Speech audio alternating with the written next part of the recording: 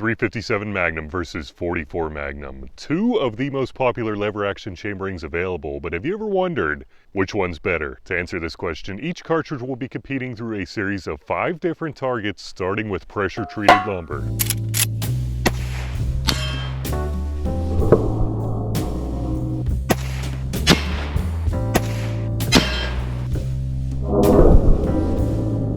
We're not going to talk about that first one. I thought it might be fine, but I guess the angle at 25 yards is just somewhat different because it exited right out the bottom. But anyway, let's check out the other two good shots. And ooh, man, those opened up quite a bit. Actually, the angle might not be that much different. It might have just deviated out of there. Anyway, ooh, man, barely did anything to this steel. I don't even see that second bullet, really. I mean, I think it was right there. I mean, guys, there's barely even a dent. 44 time.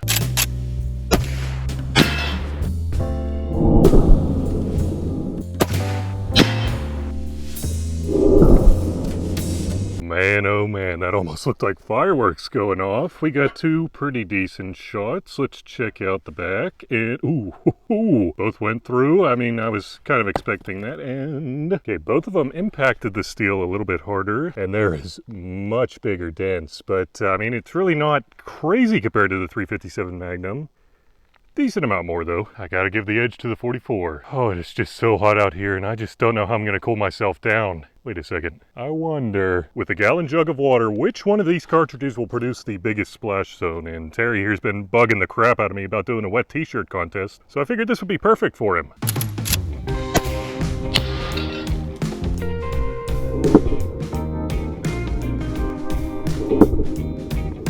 Before we check it out, guys, I'd really appreciate if you liked and subscribed. My gosh, that was eventful, especially for a revolver cartridge. But anyway, let's see.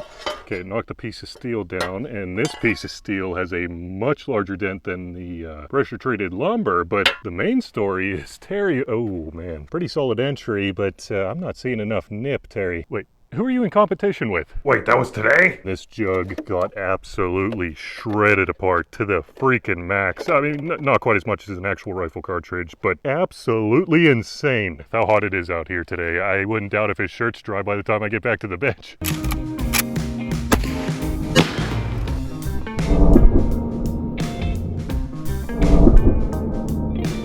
Now that was eventful, especially because look at this jug right here. It absolutely shredded this freaking thing apart. And Terry, let's see. Ooh, nice entry. But again, you know what I'm looking for. I think you waste about 99% of the bottle shooting it. So you know what, just dump it on yourself. It's far more effective at cooling yourself. Wait, Terry, what are you watching? Loki. Very well. That's who you fantasize being?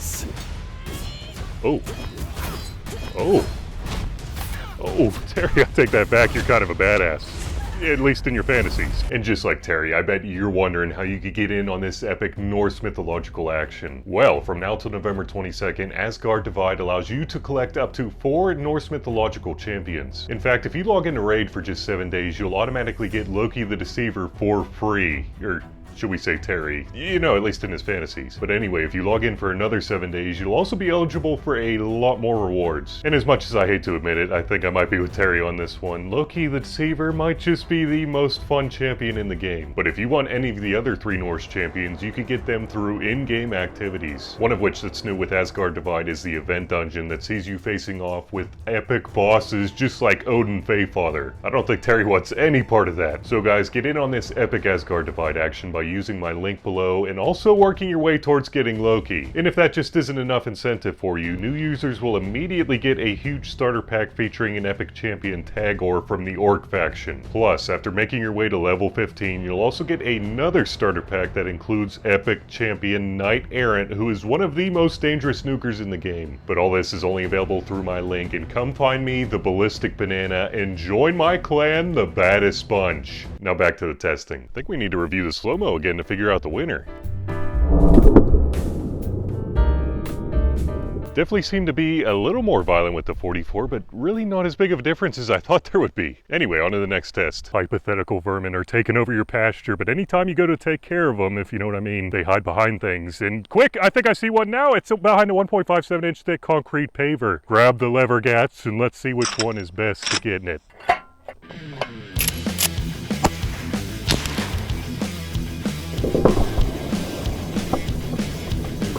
I was waiting and waiting and waiting for that smoke to clear, and yeah, it was super eventful, but I'm not thinking, ooh. Just a bit of spalling hit it, man. The vermin are still running wild.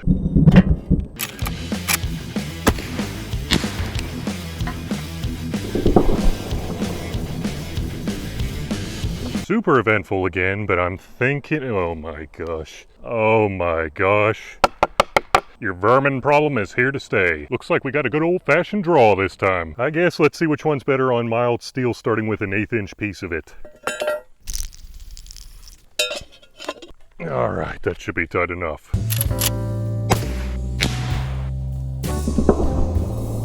I think I actually saw a spark on that one. I guess because it's almost nighttime. So I'm assuming that oh yes, look at that hole right there. Let's check out the pinky test right here. And oh, man, I'm pretty cozy in there. I mean, it's not the biggest hole I've ever seen, but you know, pretty good. I think I screwed myself with the shot placement though.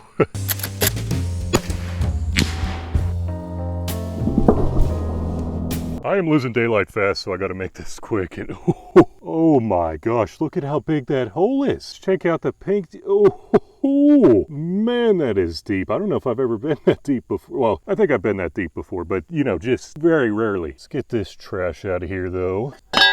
These are magnums. Well, handgun magnums. And I think the next vermin is hiding behind a 3/16 inch plate. So let's see what it does.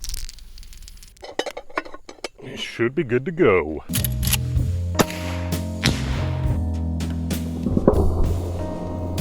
Now that took off a lot of paint and basically a perfect circle as well. And as you can see, the bullet, or at least the lead portion of the bullet, is kind of fused in there. That is pretty cool. Let's touch it with the pink. Oh, yeah, decent dent. Will the 44 be victorious? I don't know.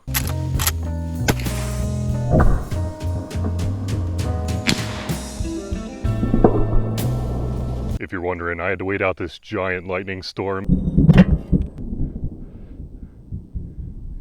You know, it's always something with my luck, but anyway, it took a while to clear over, so that's why it's dark now. Oh man, whatever paint was left is basically gone now, and I don't think it did any more than the 357 Magnum. Actually, it knocked out the lead portion that we saw before, so that is pretty cool. We'll have to knock out this lead portion too, and get a more accurate measurement back at the bench. But hold on a second, I know you want to see what exactly happens inside your hypothetical vermin problem, which is why I brought out some blocks of clear ballistics gel. Quite a bit more eventful than a 357 fired out of a revolver. Let's check out that hole though, and maybe a little bit better than a 357 out of a revolver. And as you can see, the fragmentation went into 6 different directions, just like the bullet is designed. I mean, it's not designed to do that. Anyway, let's check out that wound channel from the, oh man, that is pretty freaking impressive, especially up front here. And it keeps going on, and I don't see a bullet anywhere. What is going on here? Oh, wait. Oh, come on now. Guess I didn't have the angle set properly. Let's try it again.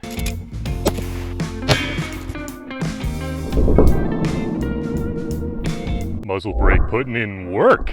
No, I'm just kidding. It doesn't kick that bad, but it's still cool. All right, that one was much better. Impact was right underneath, and I think the angle is definitely a little better, but as you can see up front here, looks pretty dang similar. I mean, that's definitely consistent bullets right there, and looking on the side, that cardboard looks, oh man, that kinetic energy ripped up that cardboard. Anyway, very nice wound channel, and it keeps going, oh man, that's not very deep into the second. That's barely deeper than where the other one came out. You gotta be freaking kidding me. So you're telling me that much, let it go through the top. Come on now. Anyway, let me grab my tape measure. And there it is, right at about the 20.5 inch mark. That is pretty freaking impressive. I'll be honest, I didn't think the bullet was gonna go that deep just because of the crazy velocity out of the rifle. Before we carry on though, I wanna give a huge thanks to Henry for making this ultra desirable Model X available for testing, as well as this beautiful golden boy. And another big thanks to Ranger Point Precision for absolutely decking out this Model X in this freaking sweet camo pattern. And legend has it, if a golden boy is polished just right on the 13th day of the month, it can look into your soul.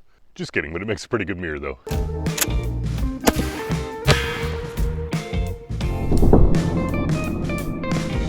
Well, that's pretty surprising. It actually stayed on this time, and I believe what happened is that it kind of intersected with the last 357 Magnum shot, maybe, and I actually changed up the angle, so it shouldn't have went down the same path, but anyway, oh yes, much larger hole, and if we check out the wound channel from the side, it is so freaking hot out here. This block is already starting to melt over top of the cardboard down here, but anyway, the wound channel, as you can see, it had some nice fragmentation up front. Keeps going, starts to taper off towards the end of the block there, and there's our bullet in there, guys. Man, what exactly happened? That must have tumbled there towards the end, but it went way deeper and then pulled itself back, I guess. Surprisingly, that's not much deeper than the 357 Magnum. Let me get my tape measure real quick. So it ended up penetrating about, let's see here, where is it? Oh, there it is, about 23.5 inches there. You would think with the little bit of an advantage it got, it would go way further than the 357 Magnum, or at least I would think. So a slight edge goes to the 44 again, and just because I'm curious, and I know you probably are too, let's figure out how much velocity these cartridges gain in a rifle-length barrel compared to handguns. And I want to take a quick second to thank Midway USA for all the support, guys. They have been the longest supporters of the channel, even through all the craziness and everything, so I really appreciate it. And if you like the testing I do here, I really think you'll like Midway USA.